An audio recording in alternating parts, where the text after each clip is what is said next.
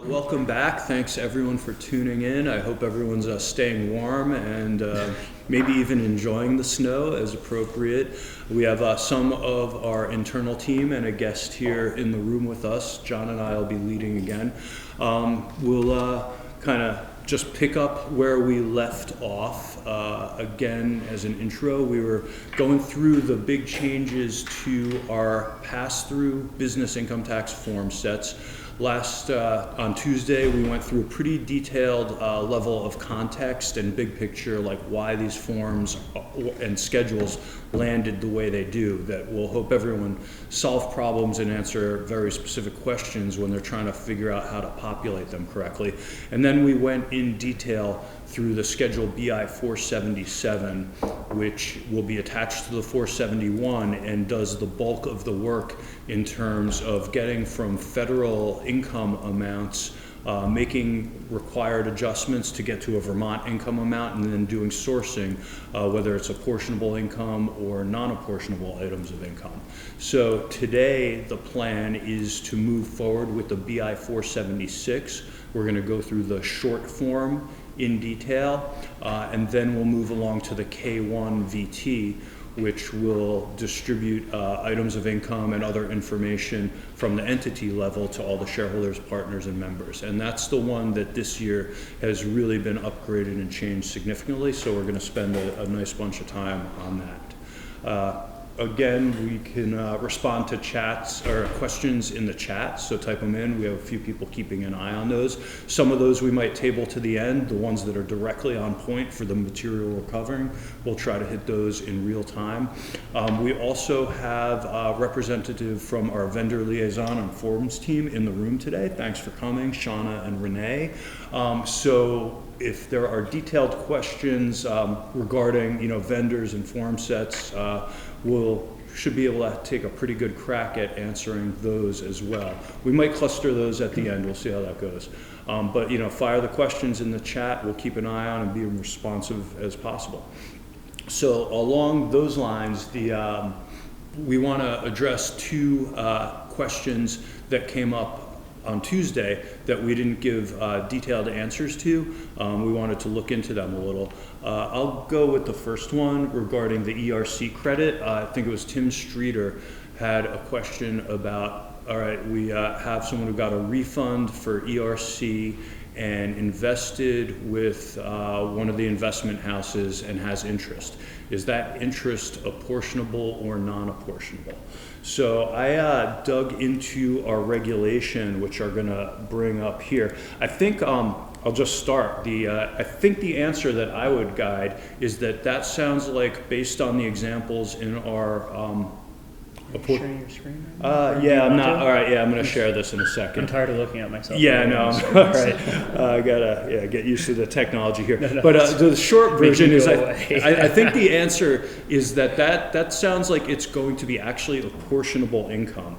And I'll point you to, and let me get back into Teams here so I could share this correctly. Our regulation, it's an 80-page regulation, page 12, but you could, well, let me actually share the link in the chat. Which I did the other day as well. Okay. But yeah, can you do that while I'm doing this so I don't have to, can't walk and chew gum at the same time here. But this specific section has interest, and it has some examples. It has like when we're saying it's going to be apportionable and when it's non-apportionable, and several examples. And so kind of to summarize what's going on here, there are two criteria. And one, if the principal, like the amount of money that's earning the interest, has anything to do with regular business operations, that's going to fall, the interest is going to fall into an apportionable interest bucket. Two, let's say you have an amount of money that is not related to your business operations, and that's going to be example 6 down at the bottom here. So they're saying it was just stock in a subsidiary, or it could be other stock and then interest bearing. But anyway, if the principal amount of money is not going to fall into an apportionable bucket, and also the interest isn't earmarked for anything. It's just like we're earning interest, we're not sure what we're gonna do with this money. Those are the two criteria that it has to meet to fall into the non-apportionable or directly allocated bucket. So it sounds to me in this case, like because the money is coming from an ERC refund, which is essentially, kind of tied to business operations, that doesn't meet the first hurdle of being non-apportionable, so it is going to be apportionable income. And I think that looks a lot like example 2 here, where it gives an example of a federal income tax refund. And if they're earning interest on that money, we say that it is in the apportionable bucket. So you could read that in more detail, but that's how I would read those examples and our regulation to provide guidance there. So then we had a second question or set of questions about investment partnership, and the chat, as I went back afterwards, there's kind of some specific examples of a specific case, but also some general research. And thanks for sending the message into our corporate inbox. Our team was able to look at that, had some very robust back and forth on that between now and then, and John is going to go ahead and try and field that one. Yeah, so, when we were talking about allocating or apportioning interest and dividends based on kind of some of the law that John was just talking about the other day, there is an exception to that. And you guys were all right on it, and you were kind of asking questions. And a lot of states do this. A lot of states have in their law somewhere definitions of investment partnerships and what qualifying investment properties are. And some of them have a 90% threshold. Some of them list out what would exceed, like what sort of equities would exceed what qualifies for this. And Vermont has a technical bulletin that's a little old and a little sparse compared to what some of the other states have as far as what the contours of it are. But it basically results in the same way, which is basically if you qualify as an investment partnership, you're kind of disregarded. You're not, everything we were talking about the other day about how the sourcing and the apportionable and non-apportionable flow through from the activities of the partnership's operations itself. Basically the idea is that the partnership isn't really operating. It does exist, you have to file a return, there's going to be a minimum tax associated with it, but for everything else it's basically just disregarded, and the idea is that you just treat it as if the partners themselves directly own the assets that, the securities that the partnership, the investment partnership has. So that's kind of a general answer. I know that there were some specific fact patterns that were being provided. I don't really want to get into all of those right now. Again, some of these cases can be really facts and circumstances driven, and you kind of have to look closely at what it is that the partnership owns and if it's going to qualify for that. So anyway, I just wanted to throw that out there, that technical bulletin 6, example 1, I think it is, that answers that question. So we're not saying anything that, we're not saying we should be ignoring that, I guess is what I want to say. Is that? Yeah, sounds good. Yeah. Okay, all right, thank you. So with those two questions addressed, we can move on to Form BI 476, which is the business income tax short form, which we created ballpark 10 years ago as a means for our simpler partnership and S corporation structures to have an easier form and basically just pay their $250 minimum tax. When we created this form, we set up basically 2 broad criteria of who could file it. And one was all the owners had to be Vermont residents, and they had to be individuals or trusts, I think we allowed, but no entities. It couldn't pass through another entity. The reason that we had to be Vermont owners was because then there was no non-resident estimated payment requirement, right? That made it easy because the Vermont residents would be filing their personal income tax quarterlies on the income from the entity. So that was one.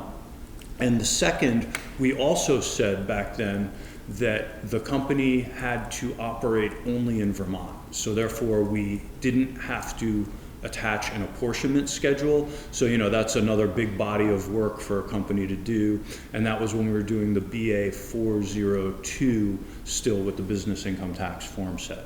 So I had mentioned on Tuesday, and I'll mention again, I'll keep mentioning it, that there, for some good reasons, for some maybe just communication and us putting it out there, is that there are, many thousands of companies over recent years that have continued to file the BI 471 when they have been eligible to file the 476.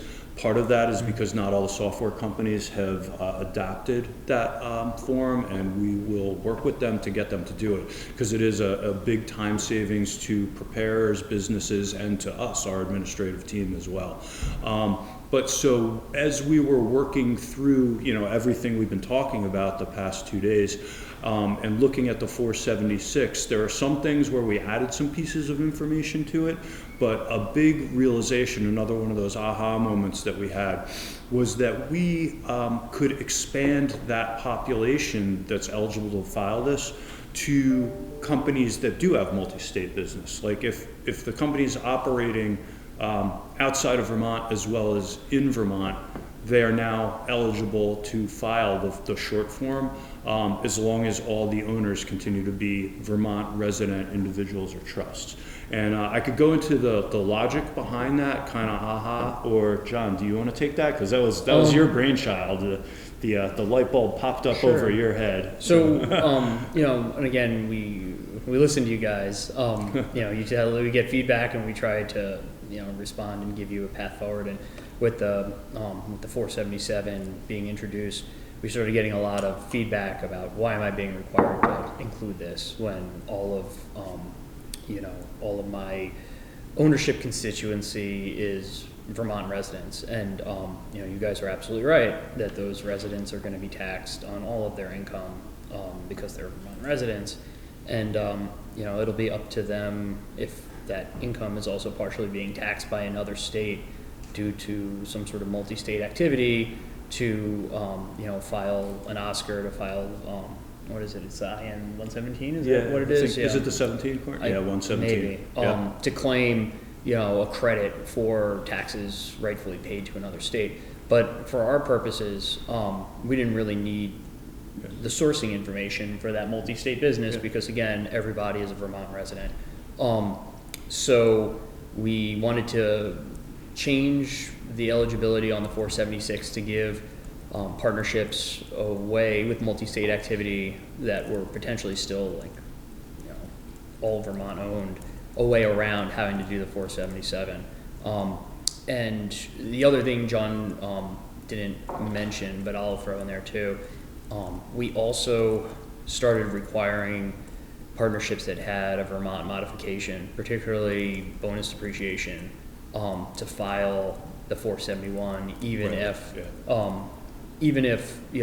had 100% Vermont ownership, they were all individuals and trusts, and even if they had no multi-state activity, we were still requiring them to file the 471, which would then require them to file a 477 and source all this income that they don't really need, when really all we needed was some sort of mechanism to report the Vermont modifications that are happening on the partnership level and passing through to the individuals, because the resident individuals and the resident trusts are still going to need those that modification information that's going to land on the IN 112 for individuals, and I think it's the FIT 166.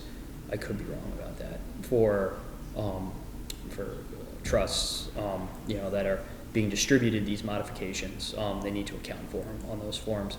So what we did was we expanded excuse me, if John, do you want to pull up the I'll go ahead and pull up the schedule. You're on a roll here. Sounds good. Yeah, what we did was we added a small brief section on the 476 for a partnership to report modification values, and we also now have a K1 VT requirement for if you report any items on that line. John's pulling it up. But so basically the idea of it is that, if you don't have any modifications, then don't report anything on that line. Just fill out the 476 the way that you would have. I know now it's a little bit more than one page, so maybe it might seem a little intimidating, but basically if you're looking at those lines, thanks John, Yep. and you're like, what are these? How does this work on this small business? Chances are you don't need it. So again, it's just a way to sort of include more eligibility on the 476 and not make people file, 477 and also a 472, 473 because they had to file a 471. So that's kind of the updates to the 476. I think we also included a few of the exempt from the minimum tax checkboxes that were previously just on the 471.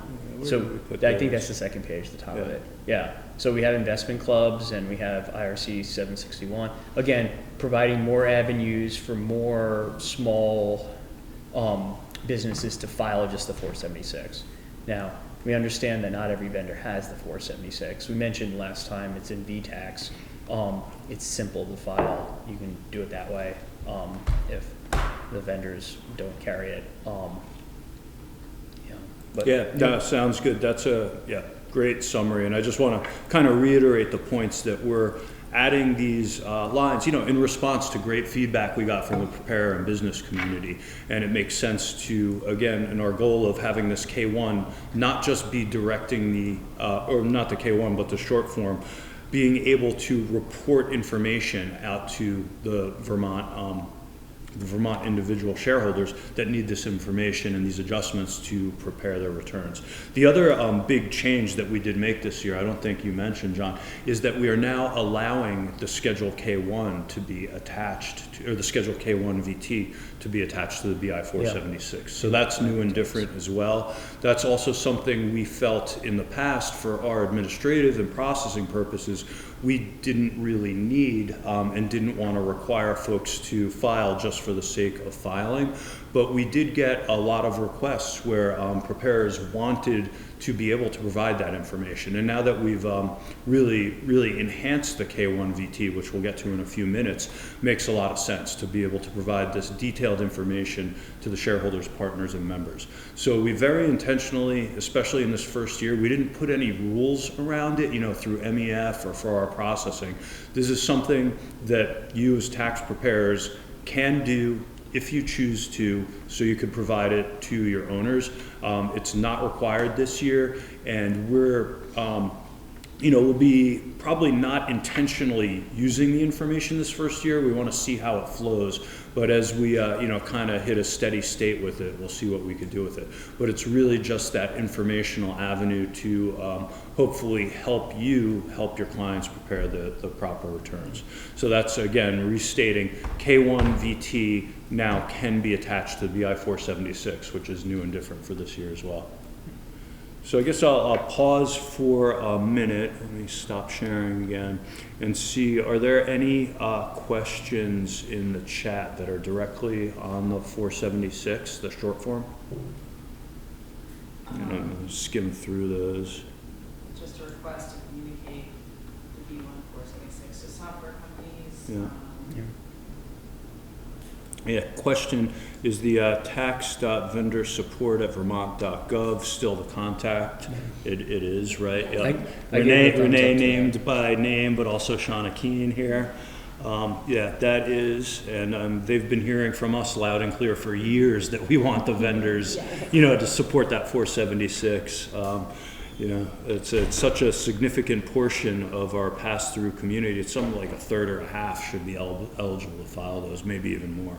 So hopefully we'll get some continued adoption on that. Software does not support the 476. However, any place that BI 471 does not have any place that shows the business income, only the entity fee. This seems strange that the business income doesn't show up anywhere. Enforcing the 477 to show, might want to circle back to this after we go through the K1 and get clarity on exactly what you, Seth, mean by the business income, because the 471 really hasn't changed a lot as we've done these upgrades, and that was really always adjusted, like collect $250 and then account for the non-resident estimated payments coming through. So all the income and the detailed financial information is all going to be on the 477, the 472 and 473. We never really envisioned or intended to put that on the 471. Yeah.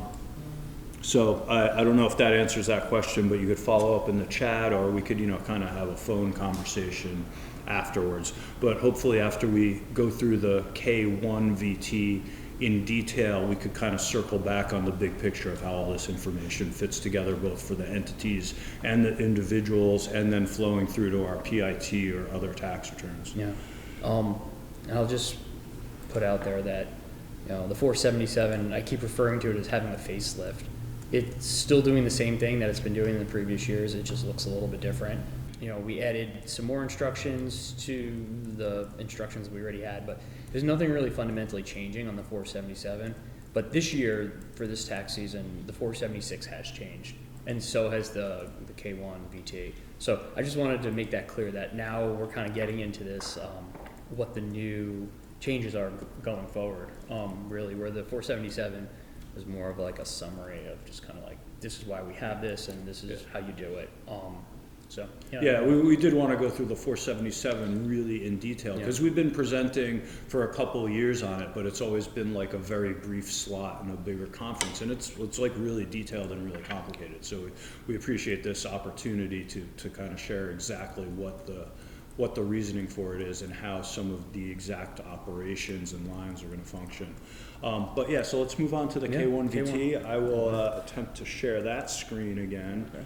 And all right, here we go. So I'll just start off really quickly, because big changes this year on the K1 VT. Yeah. Whereas we had those lines, I think it was lines 7, 8, and 9 the last bunch of years that were really the pain points for everyone, because they were sort of buckets of income, but they didn't tie to anything, either going backwards to like federal items or really going forward to our Vermont PIT schedule. So it was understandably a big point of confusion.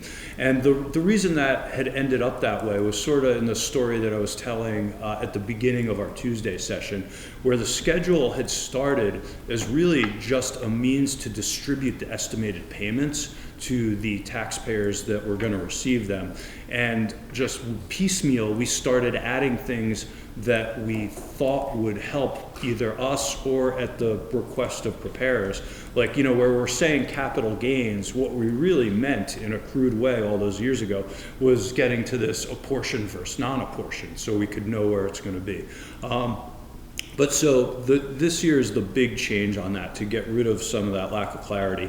And so the two really big changes are, one, we added the opportunity for the owner level, not just the entity level, to report out these state adjustments, the modifications from federal amounts to Vermont amounts. Again, the example, bonus depreciation is a good one, but a bunch of other stuff, and we allowed for flexibility for things that might be forthcoming as well. But the other really big one is this whole structure where this Part 3, the distributive share of Vermont income, is really just looks like the federal Schedule K. And we had kind of gone through several levels of brainstorm and variations of this that looked more like the 477. John did a lot of research on what other states are doing, best practices.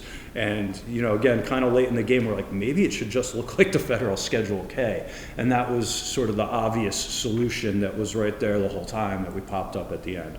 But so I just want to, again, pointing out opportunity for modifications, and then all these items right here of the federal Schedule K, which should be able to, tie to proper individual or corporate tax reporting the way it does at the federal level. So with that, maybe we'll kind of start at the top if John wants to do some of the detailed walkthrough on Schedule K1 VT. And I think just my general comments about this updated schedule is that, partnerships are inherently flexible and complicated at the same time. Keep in mind that not everything on here needs to be filled out. There might be some sort of complex structure where partnerships are owning partnerships, as we'll get into, or corporations are involved, and there needs to be lines on this for those. That doesn't mean that you need to fill them out.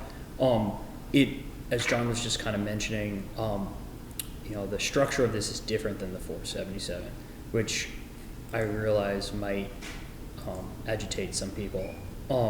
But the reason why is because it's structured in a way of progressing complexity.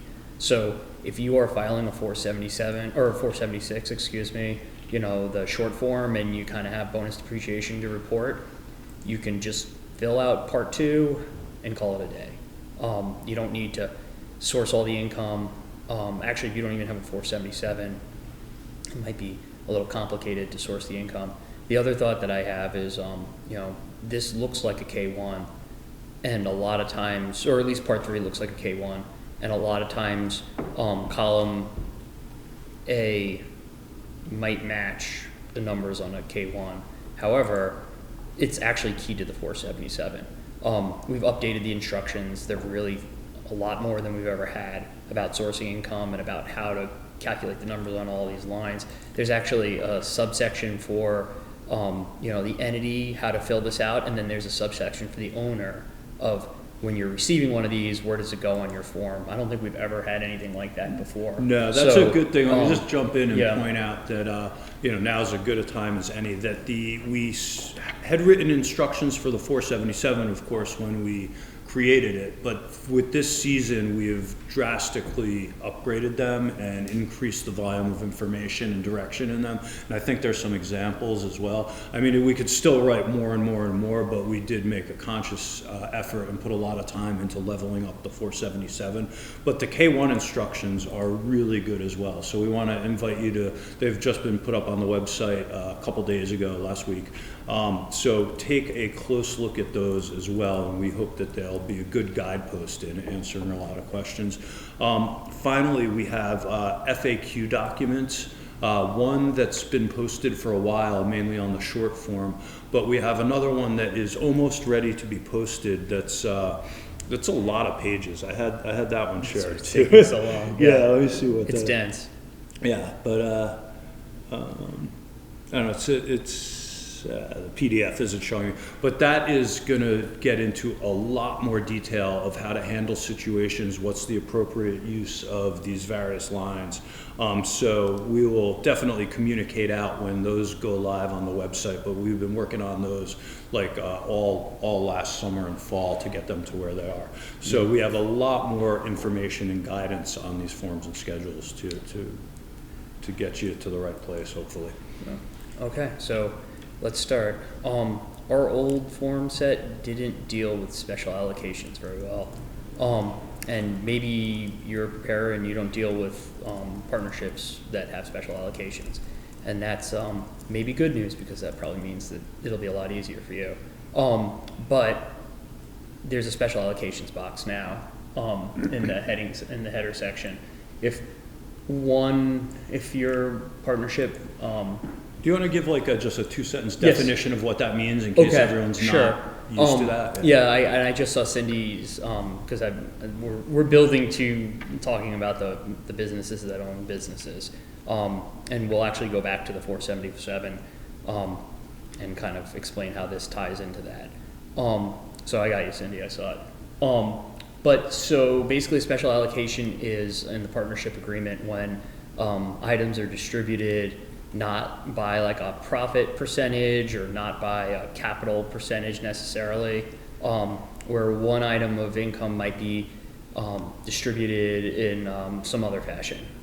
Maybe a partner gets all of it or gets some of it. There's a lot of rules federally about economic substance and about safe harbors, and it's a really complicated, if you're really getting into whether or not special allocation is like legal, there's a lot in there. But for our purposes, if a partnership is making a special allocation, which basically means that it's distributing an item like per its partnership agreement that isn't based on profit or capital, check that box and basically check the box of all the owners. Because a lot of times if there's a special allocation going to one, there has to be special allocations going to others as well to sort of make up for the larger or smaller amount that's going to the one partner. And the reason why that special allocation box is important is in part one, we kind of list all these capital percentages and profit percentages and allow the partnership to report that for each partner. If you don't have a special allocation and your partnership is distributing by, let's say, a profit percentage, you can pretty much just run that percentage against all the numbers reported in column A and B of the 477, and those are the numbers that are going to go into part 2 and 3 for the most part. It should work that way. If it's not working that way, then there's probably a special allocation involved, and you should think about checking that box. But one of the other problems that we had on our previous forms, and we used to hear this all the time, is the feedback of, well, my profit percentage is various, it's various. And that comes into play when we're trying to figure out if apportionment factors need to be passed through to other businesses that own businesses, because we basically need some sort of distribution percentage. That isn't a profit percentage or a loss percentage. What it is kind of like an aggregate of all of the profits that are being distributed to the one partner over the denominator, which would be just all of the profits. And so you kind of have to do this extra step to figure out a distribution percentage, distributive share percentage on line 4. And there's instructions on that. There's also FAQs that are coming out on that. Again, this might not have anything to do with your business, especially if it's a simple business. Ignore it. Yeah. If you don't have a special allocation and you're not distributing to any corporate or partnership partner, ignore it. But if you need those numbers, you're going to need them later on. And then another thing to point out is that distributive share percentage, it helps us get the correct amount of the estimated payments to the correct shareholder partner or member. That's like kind of rubber hits the road where that's important is, because obviously these payments are made from payment coupon WH435 throughout the year. We have a bulk amount, and our core administrative task is getting that money to the corporations and individuals and trusts and everything else that are filing their returns, so that when we're looking at amounts paid, it's actually there. And so we want that to be reflective of the amount of income that is going to each of the owners. Another new item, Courtney's in the room with us. I know this kind of plagues our personal income tax unit at times. If you have a disregarded entity, make sure to provide the FEIN or the Social Security number for, we added a line for that, it's there. Yeah, could I just talk on that a little bit more, just to be like super clear, because this is like problematic all around, and so we have like a good bunch of people together. I just want to harp on it for a while. So when a K1 or when an owner of one of these entities, like there's trust, times when it happens with trust, but I'll use the example of a single member LLC. Any disregarded entity it's a legal entity, but it's disregarded for tax. If they are an owner of a pass-through, that creates like kind of a hiccup in us passing the estimated payments through. Because if it's a disregarded like single member LLC, and they're actually the legal owner, but that single member LLC, let's say, is owned by a C corporation. If we're distributing money per the K1 to the single member LLC who's up top here, that's gonna kind of go into a no man's land in terms of where we're holding it. We need to get it to the C corporation, and if that LLC isn't filing a return, there's no path to do that. So we've kind of addressed this in the instructions for like many years, but it doesn't always get administered. But so this year we actually added another line to that. So in terms of who's paying the tax on this, that's where we want this to to land. That's who we want reported. Again, if it's like a single member LLC, and you know who the C corporation is that owns that single member LLC, that's the information we need, because it's the C corporation whose tax return is going to have the, going to be reporting the income and claiming the estimated payments so that we can balance out their tax return.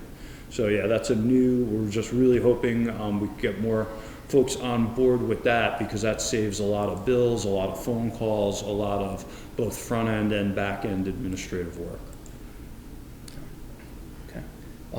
There is a line 6 that got changed a little bit. There was a previous question there about I think it was like a tiered partnership or something. We just changed it. Yeah, they called it, I think, a series LLC. Yeah. It said, but it's just like a multi-level pass-through. It's basically like you check that if, and the instructions make this clear, if basically the partner is a business. So being that a business is receiving income from a business, that is going to trigger this complex structure kind of analysis, which we'll get into in a bit. So anyway, I think that wraps up part 1, the new parts anyway. Mm-hmm. Did you see the question from John Shear about yesterday? Yeah, I saw he's asking about why we do an income adjustment when we have apportionable and non-apportionable already. John, the reason is just that's what our law under 5822E has this income adjustment. We do that on what is it? It's an IN 113, right? And I mean the BI 477 might look a lot like an IN 113 to you when you're looking at it. It's doing the same thing, although it's also doing this. It's also doing what the IN 112 does, which is report the modifications as well. So it's actually the 477 is kind of doing a couple of things all at once. But yeah, so we need to just total those items, and we're doing a ratio at the end because that's what the law that we're kind of basing this on tells us to do.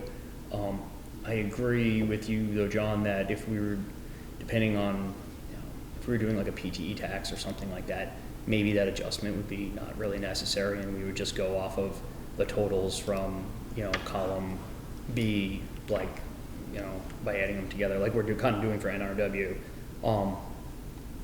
Yeah, I think that answers that question. I think Seth's question maybe at the end was asking if they have to file the BI 477 if the 471 is being filed. I believe there's what we call a business rule in place that requires it. So if you try to file a 471 without a 477 attached, your filing's gonna get rejected. Yeah. So make sure that you do attach the 477 if you are filing a 471, even if you would have qualified for the 476. Yeah. It's just unfortunate. Again, the way that the vendors, so far, but give feedback to your vendors that way. Yeah. Maybe they'll decide to carry it. Yeah. Okay. So part 2 is short. And again, the reason why it's broken down into these categories, which are kind of there's no apportionable income and non-apportionable income on the IN 112. Why are you doing it here? And again, it's because that's what's happening on the 477. So those numbers will need to get passed through potentially to another 477, which we're going to get to in a bit. If one of the owners is itself a business. So we kind of need to keep those numbers like that. For the purposes of landing on a 477.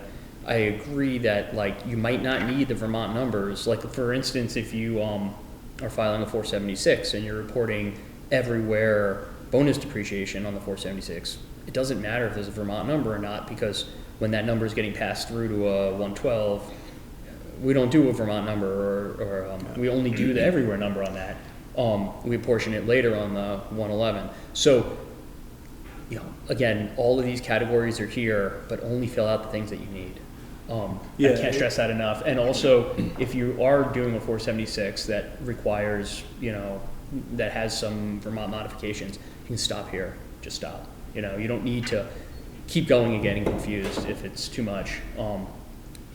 So Yeah, John, is it also fair, accurate to say that, with the bonus depreciation adjustment, the way that's situated within our statutes and definitions is that's only considered in the definition of income, right?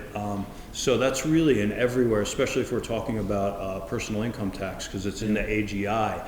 It's not an asset by asset, like, oh, was this machine sitting in Vermont or Wisconsin or wherever. That's not like really part of the question. Yeah. It's just, how does it fit into your net income, your taxable income for the year, right? So you'll just need to, like, if you are a Vermont resident individual who's receiving numbers on a K-1 that are in Part 2, Column A, you're probably just going to have to total those and put them into the right lines, on the 112. So yeah, I think that's right. Yeah. Real quick, John, your camera's on. Sorry, what's that? Your camera's on. Oh, sorry, let me, Okay. yeah.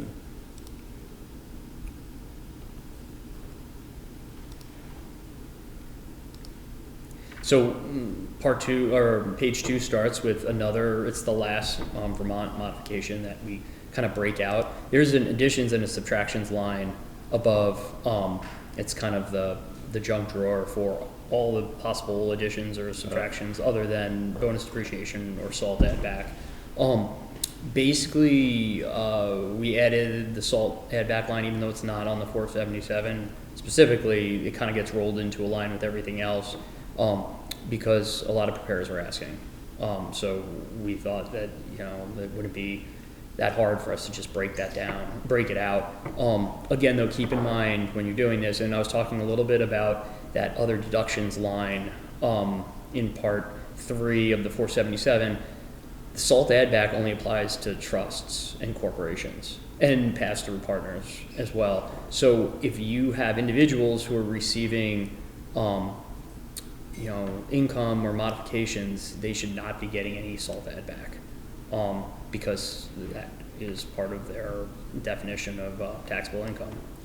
You don't have to add it back. So just keep that in mind. That's why it clearly delineates that it's just for those particular types of owners. Again, we're just trying to come up with some sort of reporting mechanism that lets everybody do what they need to do, scatter plot for all these different scenarios, and it's not the easiest thing to do. But all right, so we're into Part 3, and all right, we can get through this, I think, before maybe taking a break. So as John mentioned before, this should look kind of familiar to you. It looks like a K1. We went back and forth with the 477 of just keeping the items of income in the order that they're presented on Schedule K. We ultimately decided not to, because we really need the 477 to delineate between apportionable and non-apportionable, where for the point of a distributive share to an owner, we don't need that. Income is just income. Yeah, income is just income. They don't have to worry about apportionable or non-apportionable. So anyway, we could go back to that ordering. We kind of decided it was easier on the eyes if we did. Hopefully it doesn't create a ton of confusion. But as I was saying earlier, remember that should just be a distribution of the numbers from the 477. So, and the reason why we need that is if it's going to another entity, that files a 477, they're gonna need those numbers presented in that way to roll them into their own incurred, income numbers. Just like how they might need the breakout between apportionable and non-apportionable bonus depreciation. So yeah, no, just another perfect example of yeah. if your entity is only owned by individuals, you don't have to worry about this. You don't have to think, oh, what am I doing? You're not doing anything with it. It's only for these, complex, multi-tiered flow-through structures. And what I see here. Yeah. Did you see Cindy's question and then John's afterwards? Yeah, let's see. I gave Cindy a thumbs up, or I gave. No, she. Oh, okay. asked a different one. Okay, that's a good. All right, Cindy. Yeah. So the reason that's a good catch if that's right. The reason that we need it for the pass-through partners as well, these numbers, is we can't tell from, the next tier by just looking at it what they're going to need. So we kind of have to treat them as corporations until they get to the end and they're not corporations, or they're distributed, or part of them are distributed to non-corporate partners.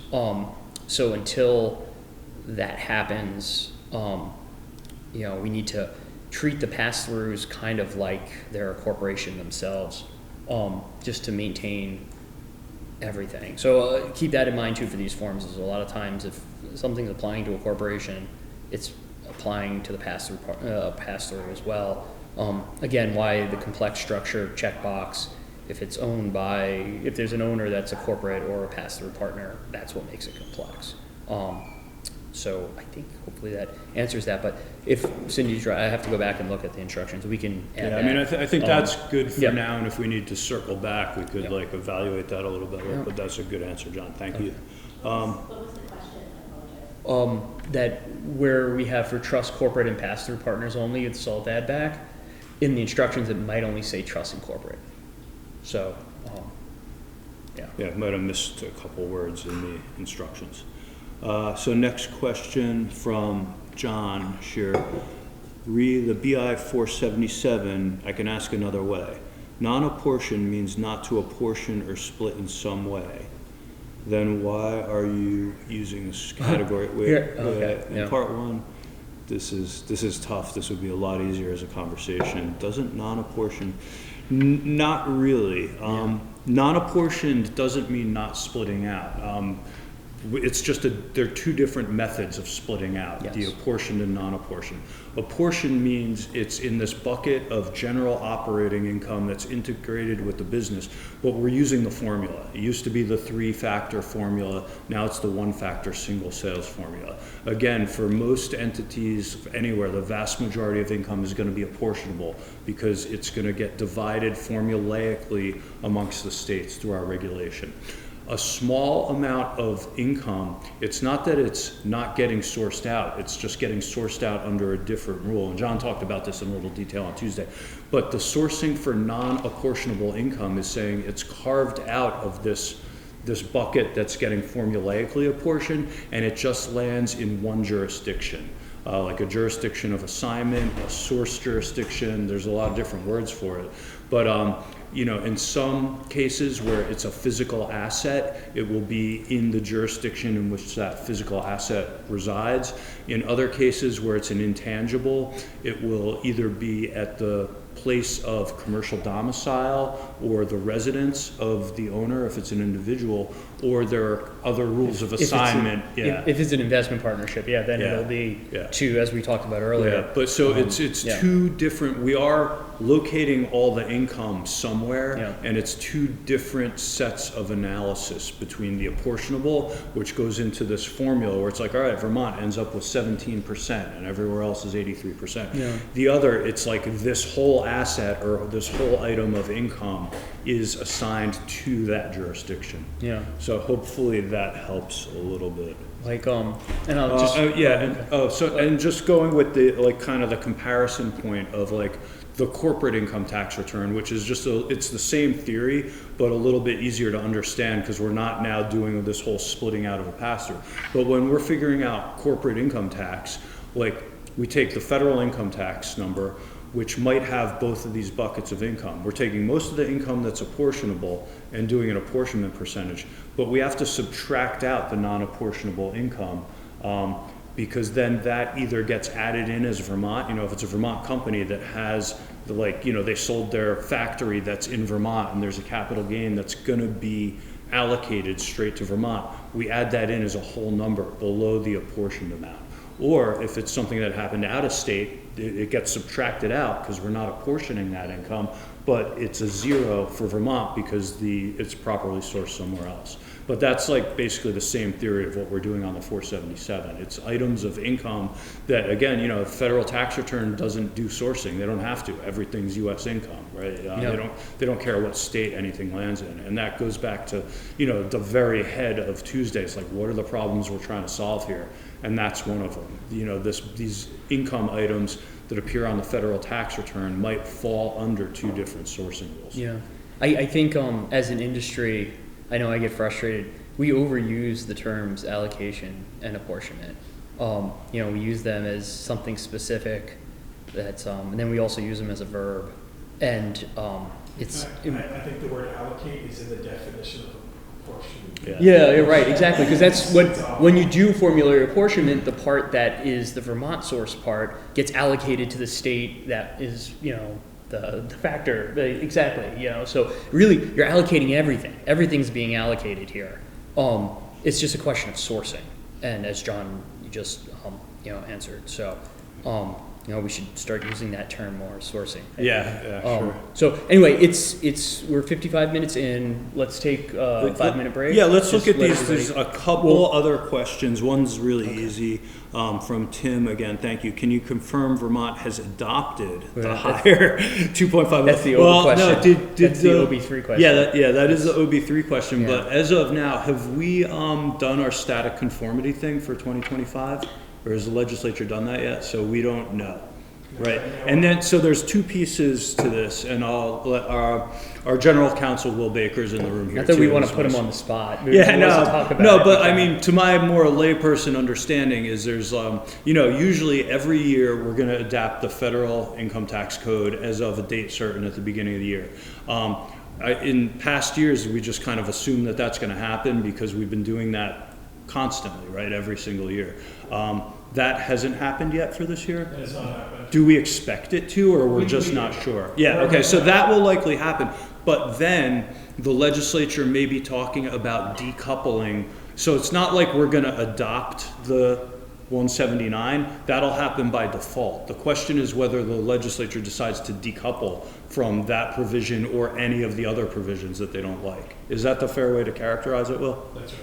Okay, yeah, so as of now, nothing's happened yet. We expect them to, finger quote, adopt 179, but it's not like they're adopting that, they're adopting the whole tax code. So- But then there will be discussions throughout the season of what they might decouple from, which is like, I don't know, it's absolutely terrifying to me and hopefully everyone else that's paying attention to this. Because those, they just get really complicated. It'll usually be decided by, I guess it's late spring, right? Like May, late May, early June is usually when they kind of pass that conformity statute, if the update, and of course they make it retroactive to January 1. So yeah, what you guys are running into right now, which is like, how can we file a return if we don't know what the law is? Yeah, it's an issue for us too. How do we administer law that we don't know what our law is? Okay, let's leave. When will they pass it? So we don't know. Sorry. The good news is, however, that if they do decouple from more provisions, those provisions would just be added to those additions and subtraction lines. Okay. So the form itself doesn't need to change. Okay, one more popped up, and then I swear we'll take a break. Karen's is the last one. Okay, so this is a good question, actually. Again, on kind of terminology. Will static conformity mean that we're still using federal AGI and deductions? For tips and overtime will only be on the federal. So that's, I don't... Yep. Absolutely. Let me try to disambiguate that. That's a below the line deduction. So yeah. The tip and the overtime deductions are not part of AGI, and where Vermont picks up for taxable income purposes is AGI, so those changes will not be included in our static conformity. Yeah, we could probably put some guidance out on that just so we could have black and white of what's in and what's out. But yeah, good question. Thank you. I think we're up to on the K1 down. We got through the income items. Yeah, we talked about and then the total distributive share again. That's kind of important, right? Do you want to? Yeah, I mean that's just it's totaling, and again that'll actually match the total most of the time for the K1 unless it's part of a complex structure that has a non-unitary partner like lower in the structure. So we'll get to that in a little bit, but for the most for most owners, that's going to match the K1s, the federal K1. At least the column A will. Okay. And now part 4, other distributions. Yeah. To owners. This section actually should hopefully look kind of familiar. It's most of the other lines that used to be on the K1 VT. And like John was saying earlier, the primary purpose of the K1 VT, before Yeah, a it's couple of years ago origination. Yeah. was to just distribute the NRW numbers to the partners, so they got credit for what got paid. So those numbers are there. We kind of broke it out.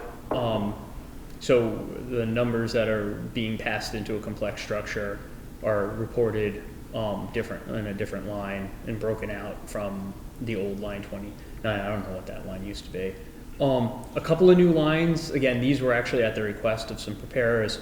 A capital gain exclusion. There's no way to calculate that on the partnership level. A lot of that is kind of determined by the attributes of the owner themselves.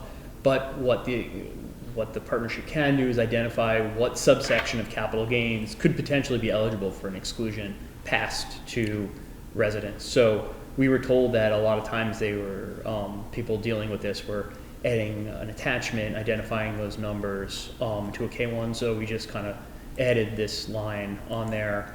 Same with the Vermont composite tax. Again, that's not a credit or anything like that, but that's a way of kind of distributing, I think, for perhaps other SALT add backs in other states, what is being paid by those, on behalf of those particular partners. So that's why, again, those two lines are at the request of preparers. Things that from our administrative point of view hadn't really contemplated in including, but at the request of preparers, we could clearly see how that's helpful information. And again, just to reiterate, the capital gain line, that's really just informational. It's like a heads up to the shareholder. There's nothing determinative there, but it's just like, hey, preparer for the individual, be aware that you might, your client might have some capital gains that are eligible for the exclusion, but you got to do your own analysis. Yeah. All right. So now, as we said before, it's progressing complexity, and we're starting to get to kind of the businesses owning businesses. Before we do that, I'm just going to skip to part 8. We added additional lines. Hearing some of the preparer stories about, I have to attach a schedule that includes this number, or my particular client needed this number passed through.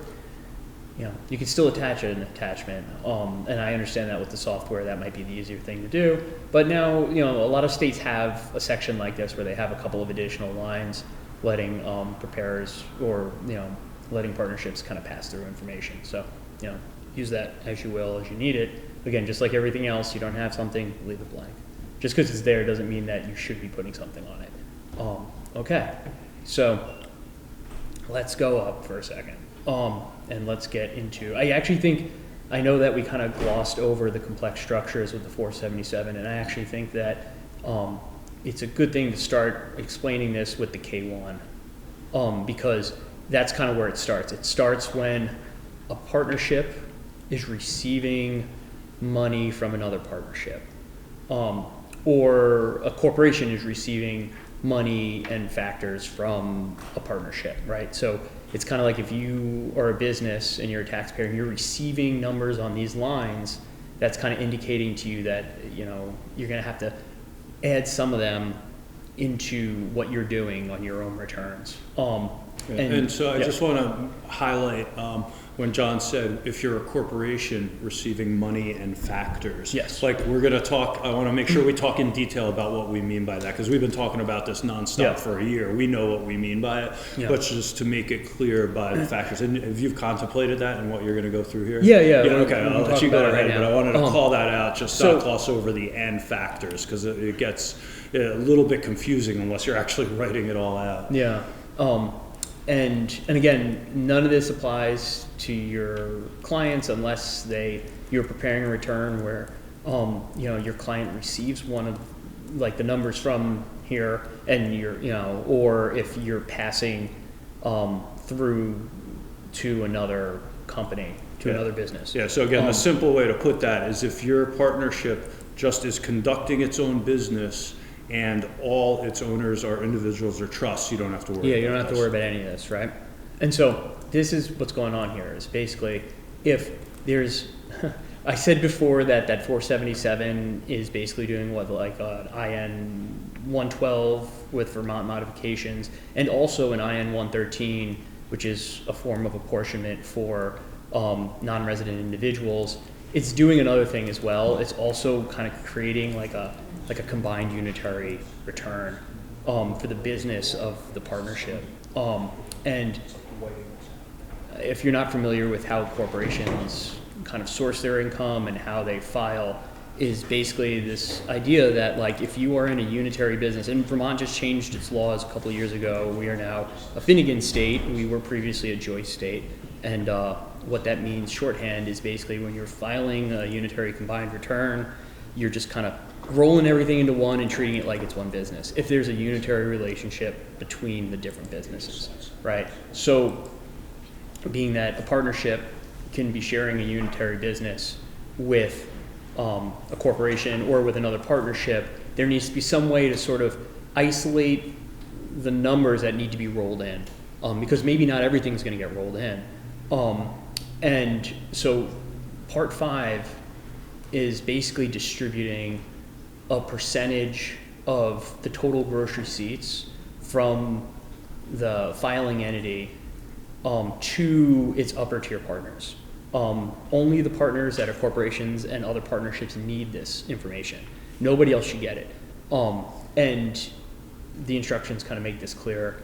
But basically it's done exactly the same way as other distributions, where you're going to either probably use that profit percentage, but if there's a special allocation on line 4, or if there's a special allocation, you check the box and there's a distributive share percentage reported on line 4, that's kind of an aggregate of all of the income items we just kind of went through. You multiply that distributive share by the numbers that are reported by the entity on the 477. And we're going to go back to the 477 and look at it when we're done kind of going over this quickly.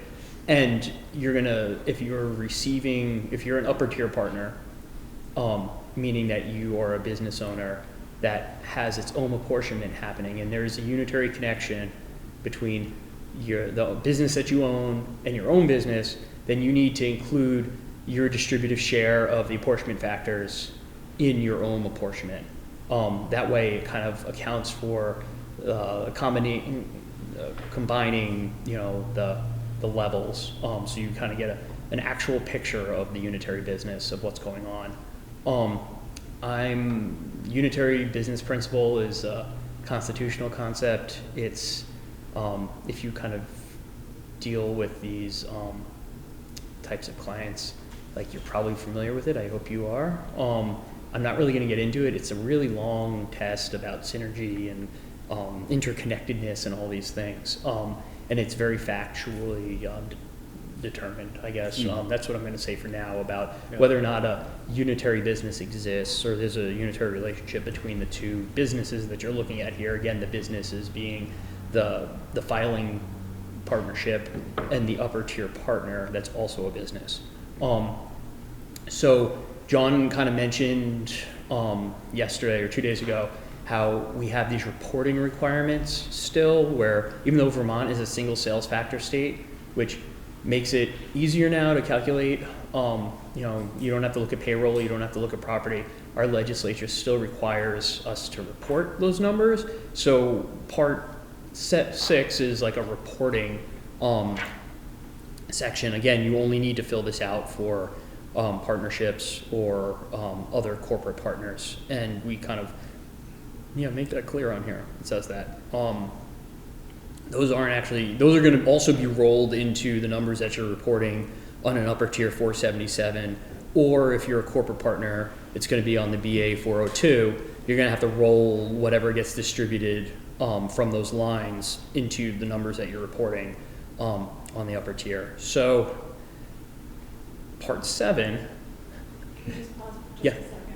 John, if that's bothering you, the shades are already down. If you guys want to shift a little bit, I can shift to this. Or we, Okay, well, it's like the clouds are helping us now. Yeah. So let's see. Okay. Just for anyone that's online, like with just the exact alignment of the sun right now is playing I some brought a games pair of with us. sunglasses. I Yeah. could just pop Right. on if you, yeah. So,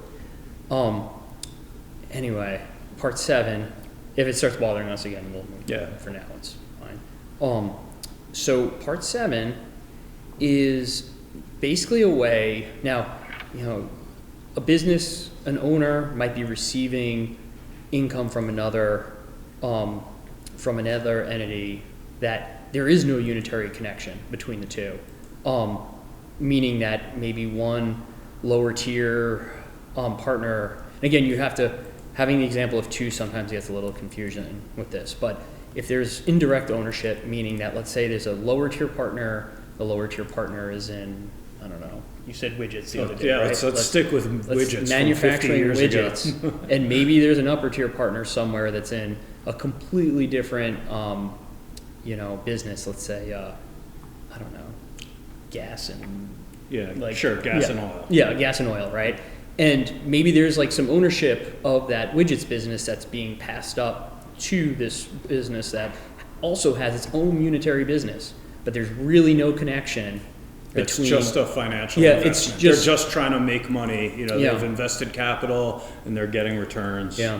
And they're not, it's just not the same line of business. There's no shared resources at all. It's just in financial investment. That is going to be passed through as what we call separately sourced, which basically means that it was sourced by the incurring partnership level, that widget company, it sourced it, and then as it's passing those values up through the chain of ownership, it's not being combined with anything else because there's no unitary relationship. Yeah, it's just an income or loss amount, and that's it. The factors don't matter. This is like, kind of the same conversation as apportionable or non-apportionable. This is basically non-apportionable, and it's an income amount or a percentage of the income amount in proportion to the partnership agreement or ownership percentage that would flow through. And again, these numbers in part 7 are really only going to be there if they were numbers in the corresponding section on the 477, and they're going to kind of be distributed, maybe by the profit percentage, or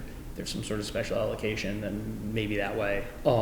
Anyway, that's where these numbers are going to come into a 477.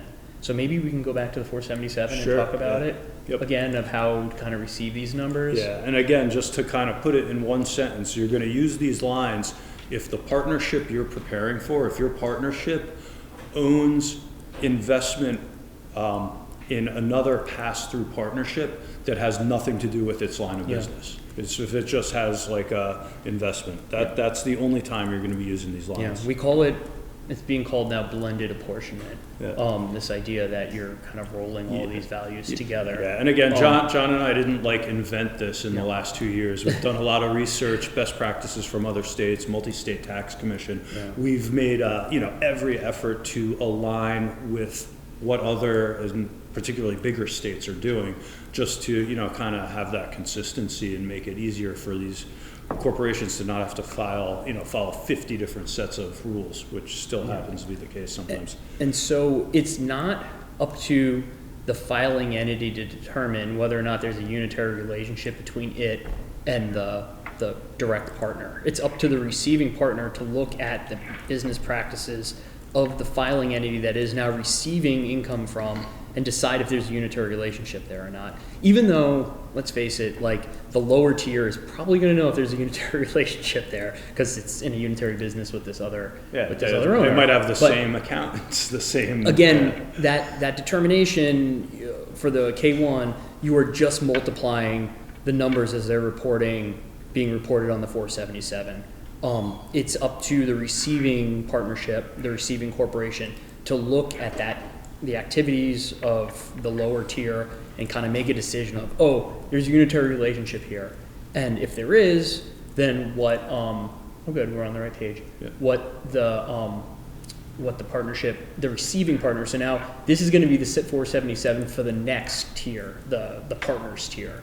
The partner is now filing a 477. They're going to roll the numbers, the income items and the adjustment items, straight into their parts 1 through 4 on this, and basically treat the unitary income items that are being distributed to it with its own directly incurred income items. You're going to roll them into one and combine it. That's probably going to be a lot of times what happens. Yeah. And a lot of these structures, they're kind of all unitary with each other. So most of the income is probably going to be reported just on those lines as if the upper tier partner received, or the upper tier corporation received those items themselves. Like, and that's the idea of Finnegan, right? Is this idea that it's like all of these little pieces kind of get combined into one. So that's how you would do blended apportionment. And then what you would do if you go to, can we go to the apportionment schedule?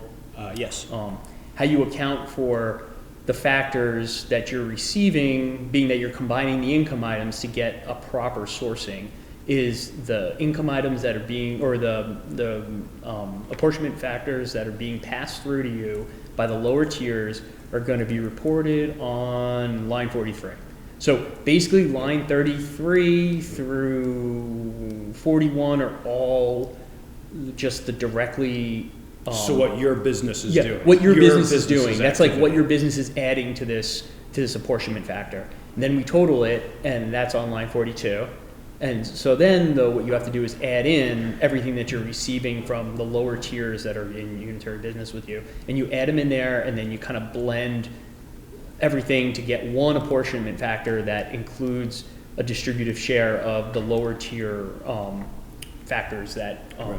so yeah, and again, there's a parallel when I was responding to John's question earlier, where we're adding the apportionable activity of the operating entity to the non-apportionable, because the apportionable stuff will include all the flow through as well. So there's really, again, some schedules required to put this together if you're pulling this in, because there's what your company is doing and then everything coming up, and then the non-apportionable items from unrelated business activities. And again, and then that totals up to the total. yeah, and again, if you are, if you're the business that's filing the 477 and you receive a K1 from a lower tier that doesn't have, any apportionable factors being distributed to you, chances are you should be putting anything on that line. And then if you are receiving one that has something on that line, which means that there was an apportionment, a formulary apportionment done by the lower tier business, it's up to you to decide, looking at your own business activities and your unitary relationship with the business you're receiving the factors from, if you're including that number on line 43 or not. Just because you receive them doesn't necessarily mean they go on there. They only go on there if you decide you're in a unitary business with the partnership distributing those factors to you. Okay, I'm gonna let that sit for a second. Yeah. Okay, so that's how you would do blended apportionment. Now the other section, you might be kind of wondering, like, well, what if there is no unitary relationship? What if you're receiving all of these items, these income items on part 2 and part 3 that are already sourced to Vermont on the lower tiers 477, and there is no unitary business relationship between our business and the lower tier business? Well, then you're going to just total those values, and you're going to put them, you're going to dump them into that separately sourced, section, wherever that's where is it? It's like the last section of income items. Yeah, there it yeah, is. yeah. Part 5, which we skipped over, and we kind of like just glossed over yeah. it yesterday. And what part 5 is allowing you to do is kind of allowing you to isolate this amount of money from a non-unitary business that you're receiving that has already been sourced, and just maintain the Vermont sourcing on it. And you're kind of maintaining the adjustment sourcing as well, because you're not in a unitary relationship. There's no blended apportionment. You don't touch that. It's like chiseled in stone. Now, that doesn't mean that somewhere indirectly up the tiers that there might be a partner somewhere that's actually in the unitary business with that lower tier business. And that number is now being reported in part 5, and it's coming in part 7 of a K1. You're gonna have to know that you gotta pull it out, basically. And again, we were kind of told, there was another version of this form that was a lot longer. And we were kind of told by the preparers that deal with these sorts of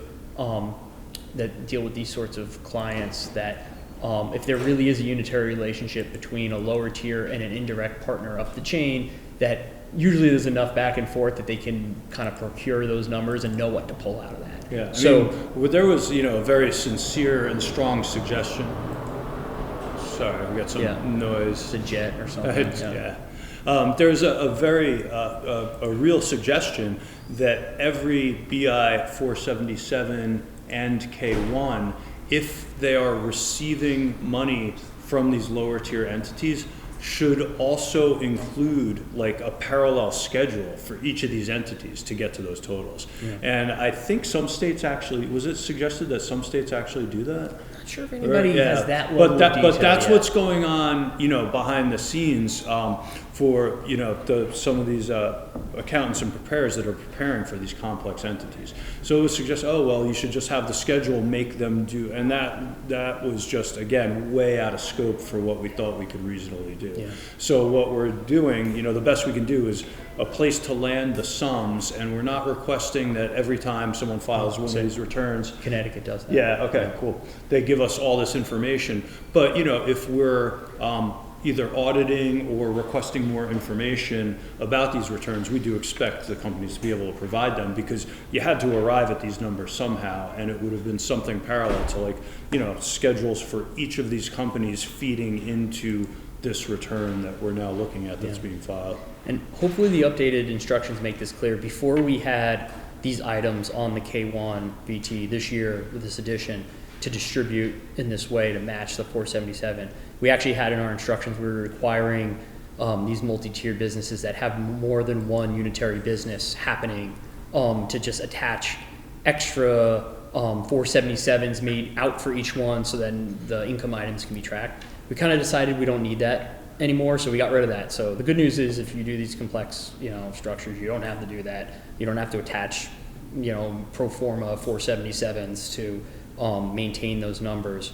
Again, the numbers from the separately sourced lower tier businesses are just going to be reported in Part 5, and then they're just distributed out to the owners of this upper tier partnership. They're distributed out to their owners in the Part 7 of the K1, and that's again, then the upper tier partner from I wish I kind of had like a little diagram I could be pointing to which one has to do what, but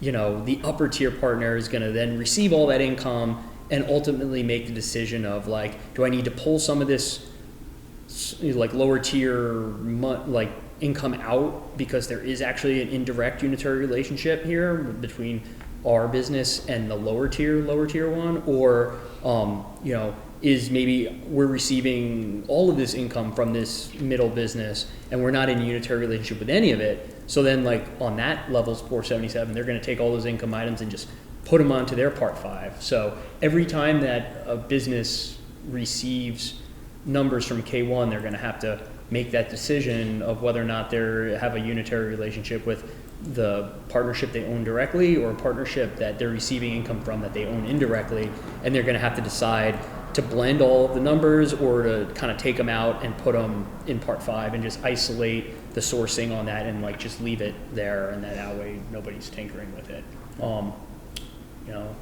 I think maybe that's all I really want to say about blended apportionment. Yeah, I mean, it's complicated. It is complicated, but again, about that first determination, is there the unitary business principles? Are you blending or are you direct sourcing? Yeah. Again, kind of parallel conversation to, is it apportionable, which is the equivalent of blended, or non-apportionable, which is the direct sourcing? And again, with the direct sourcing, the separately sourced, that doesn't mean that income isn't apportionable. It's just not apportionable to the receiving partnership. So it still might be business income that should be apportioned, but what's happening is it's flowing up, and this new partnership that's reporting on us at 477 basically has nothing to add.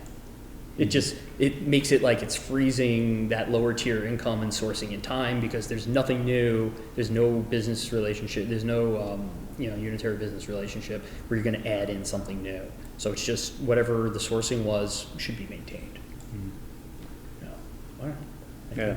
Yeah, and again, I'll just go back to, kind of re-pitching the idea of simplicity, which is, I know, very ironic to say after that discussion. But again, if your entity, doesn't have the ownership in other entities, you don't have to worry about any of this. And again, to reiterate John's point, but that's why we intentionally structured the sequence of the form this way. we got more fighter planes going by. So that you could work through it progressively and only do those bottom points if called for. Yeah. Okay. Anything else on? Or are we We kind can of talk good on the about K1? conformity a little bit more. I know it's kind of like that, and we get that that's the hot topic that everybody's asking about conformity right So now. let me stop sharing for a second. Take a look if anything's coming into the chat. Please speak to conformity. Yeah. Thanks. All right. Yeah, sure. We could broadly talk about that a little bit more. And then, but the first thing I want to say is mention, this is kind of a little bit off, it's on topic for conformity, but a little bit off topic for this presentation. But since we have the attention of a lot of people here, this is something we've already been seeing happen. For the most part, Vermont is going to conform to OB3 as far as we know. But that's what we have to roll with right now. One area where we do not is the retroactive provisions. So the big one there is the R&E expenditure, where OB3 is saying you could go back and do 100% expensing, or changing the expensing for the federal returns. You could go back, file amended returns for, I think, going back 4 or 5 years, and get a refund if you change your characterization. For Vermont, we do not conform to retroactive provisions, again, because of that static conformity situation. Our tax law, for example, for tax year 2023 or 2022 is what it was when it was written at that time, regardless of the fact that OB3 says you can amend going backwards. For Vermont, that is not an option, so we just want to make that clear. We've been seeing some of those returns come in both on the business income tax level and personal income tax. So it's, you're amending going back because you did so federal for 2021, 22, 23. Our law just doesn't hook up to that. The sourcing as it was at that, or the expensing as it was at that time is the same as it was. It doesn't change. So just kind of let that sit for a minute, because I know we've had a bunch of those, well, not a bunch, but at least a handful of those come in so far. Yeah. And we've seen this before with the CARES Act. There was some retroactive changes to NOL, and there's a question of whether or not, I think what happened was the changes basically allowed certain taxpayers to carry back an NOL in a limited capacity of a certain amount of years. And that was a change, and then they retroactively changed the prior year's laws to allow that as well. And what happens is, by the statute that we have that is where our conformity is, it's 5824. Every year that the legislature updates that, they pick a date, that we conform to the IRC on that date, and then they pick an effective date. And so unless a retroactive change is within, after the effective date, if you go beyond the effective date back further, which you would in a retroactive change to a prior year, there's, the law is something else at that time. It's frozen in time. So I just dropped in the chat a link to GB 1315, which is a document we put together specifically addressing the TCJA retroactive changes. And so obviously OB3 is a different set of changes, but the principle for the retroactive changes is discussed at length there. So I see Tim's question about if it's lost. So the way OB3 works is that there is a transition rule for this change in how R&E is amortized, right? I always can never pronounce that word right. And amortized. Yeah, amortized. There you go. There you go. There, it's recorded for everybody to hear me say. Amortized. But I've been talking for a while today. And so there are these two transition rules, and one basically says that if you are a qualifying small business and you take an election, you're actually allowed to go back and retroactively apply the changes and amend your returns, and I think it's 22, 23, and 24, to basically take a refund and get money in pocket, right? Which is why that's like a really good thing for these small qualifying businesses. Then there's a second transition rule that basically says everybody else that doesn't qualify for the small business election or doesn't elect it to begin with just kind of gets to take a big deduction in tax year 25 to catch up, right? And so those are the two ways that like OB3 is catching up a taxpayer with an R&E deduction. And one, we haven't conformed to either of those yet. As we were kind of saying, we won't know what our conformity is for OB3 until late spring. But it will go back, whatever the legislature does, will go back to January 1, 26, which is tax year 25. And if the legislature does what it typically does and doesn't do anything more, what will happen is that part 2 of that transition rule, that catch up for all the non-electing businesses, small businesses, or all the non-qualifying small businesses, that'll go through. So that'll basically, if you kind of qualified for the special treatment on the federal level and took the election, yes, you basically don't have a catch-up rule because it's a retroactive change to previous years. And we get that from a policy perspective that's wonky and counterintuitive and not great. That being said, it's just the way, as John was just pointing out, the reason he dropped the NOL fact sheet in there is this is the analysis of how our conformity works. Every time there's ever a change and you guys hear, oh, it's a retroactive change, it should always give preparers that are doing Vermont returns pause, because it's always going to end up like this, unless the retroactive change is after the effective date. The effective date that we don't even know for sure what it is yet because our law hasn't done anything. So, but again, assuming that the legislature just does what it typically does. Yeah, so we know we've gotten a lot of questions about this. I was speaking to it last week at the VTCPA. We're trying to get the word out. We do have a website now for OB3 changes. It is literally the only thing I think that's on there is that currently, like, we know that our law does not provide for the retroactive change. There was another general question about, does that mean we have to just file extensions for all of these returns, not knowing what the Vermont law is yet for the modifications? That's one way to do it. Another way, I guess, would be to file a return and then go back and amend if you have to. Like, amend for the tax year 25. Which again, why would you want to do that if you can just do an extension, I guess. But yeah, those would be the two avenues. Unfortunately, we can't really know what the law is yet. We can kind of make our best assumptions, but and again, if your clients aren't affected by any of those changes on OB3, then you don't have to worry about it. But if your business is taking a 179 deduction and you want to use the higher limitation, that's you're just gonna have to file it and then see what happens basically. Again, it doesn't put you guys or your clients in a great scenario. It doesn't put us trying to do this in a good to place potentially either. process all these returns and then potential amended returns. But is there anything else, Will, you can think? Is that kind of saying everything? Yeah, I think it's unlikely that Yeah. we would get that out where the large businesses get that catch up. The small ones don't. Yeah. I think they're more likely to decouple from the whole thing. From that whole thing. Or finagle something. Yeah. Which might.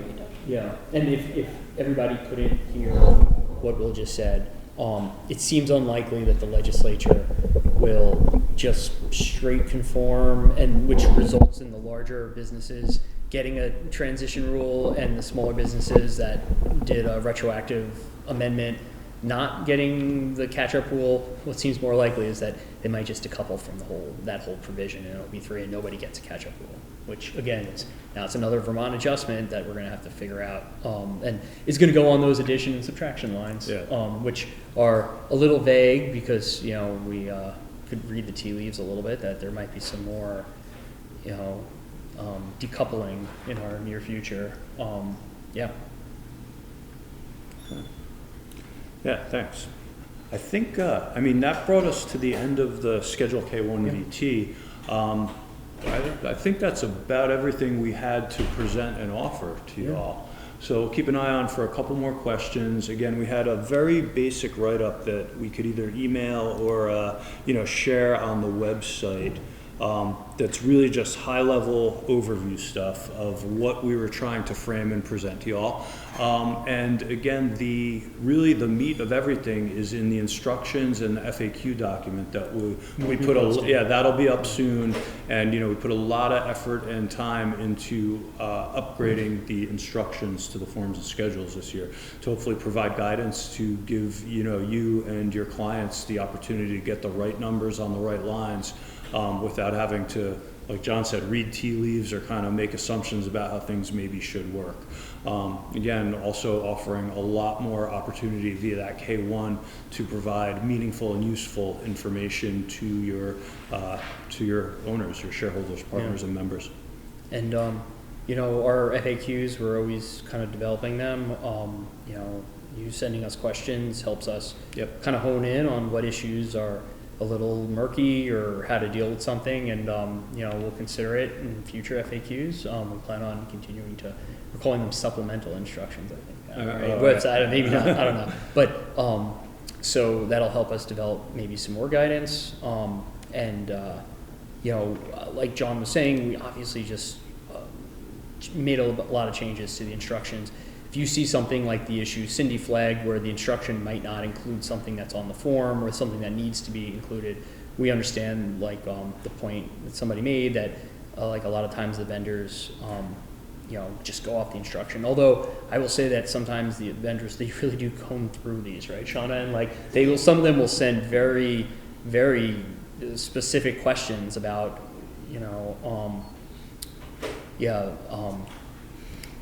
how does this work? How does that work? Why is this word different? So sometimes we can catch some of those issues, but if not, it's a good thing to flag it so we can kind of fix it in coming years.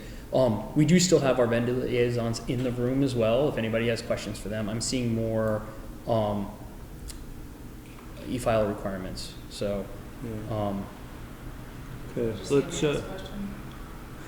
see. So can you expand on what the R&E decoupling would look like potentially?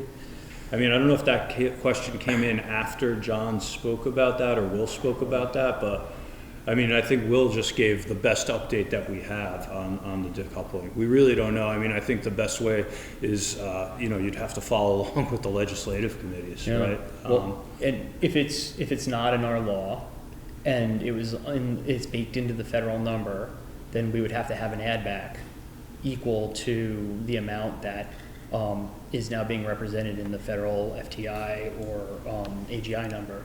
I mean, that's what it would look like, I think, right? Yeah. I mean, it would just it would look a lot like what bonus depreciation looks like now. Because again, the decoupling, the retroactive thing is one universe, and then the go forward stuff, hey, at least we don't have to worry about amended returns, but it creates a whole nother, kind of matrix of a pro forma return or add backs, that we've all been working with on bonus depreciation for all these years.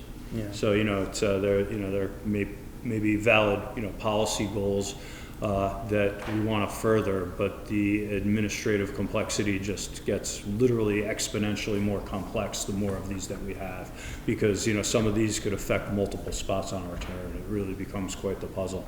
I see a question about 471 carryover of the minimum.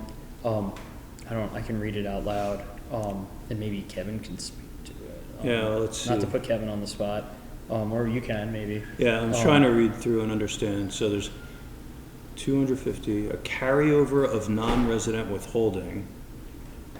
Okay. Force the entity to pay the 250.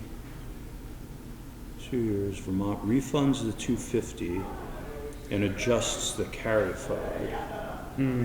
It's interesting. So have you paid the 250 twice? Why would we be refunding? So Kevin, do you know, refunding the overpayment or refunding 250 in a future year when there's an overpayment, or do we want to take that offline? Or do you?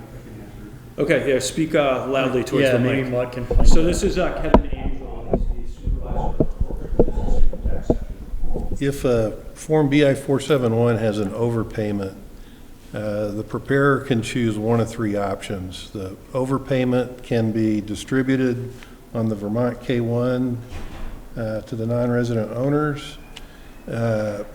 it can be refunded to the entity, or it can be carried forward to the following period. We often refund overpayments because the payments are not coded correctly. If an extension payment or a return payment if an extension payment is coded as a return payment, if you take a look at the form BI 471, you'll see the return payment is processed below where the overpayment would be handled. It's just a return payment is assuming money is due on the return. So it's in the wrong spot for it to be carried forward. It's treated as a superfluous payment that's automatically refunded. So that's almost certainly what you're seeing is your client is coding payments incorrectly, so they show up in the wrong place on the return. Same thing happens with corporate income tax returns, by the way. Thank you, Devin. Okay, question that looks like it might go to Shauna and Renee on our forms and vendor team from Jamie. What is the timing for CCH approval so that they will be available to file? Actually, I believe they're already approved. You can take a look at our website. We update that weekly, and you can check it out to see if they have been approved for e-file or paper. And John can put that in the chat. Okay. And I think I did put the website in Okay, there. So that's, perfect. I linked the website. What about last? Let's see, another one. What about Lacert? Same thing. Look at the website, Look I at the guess, website. right? Yeah. Okay. Is there or will there be information on Vermont adoption of OBBBA? I'm adding the some link point. right now. Okay.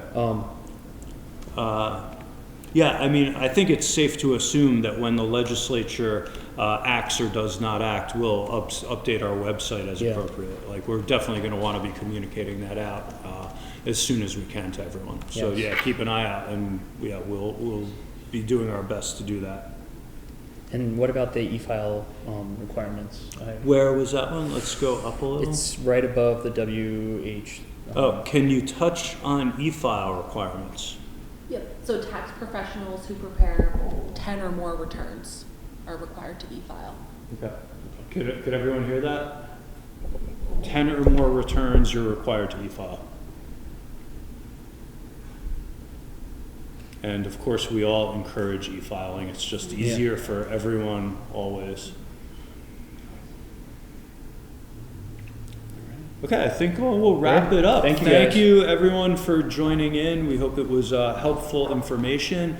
If anyone has, there might be a survey going out, but we might be looking forward to doing something like this again, providing like really detailed topic-focused information out to you. Thank you for your collaboration in helping Vermonters pay the right amount of taxes, with the least pain possible for all of us. Take care. Stay warm.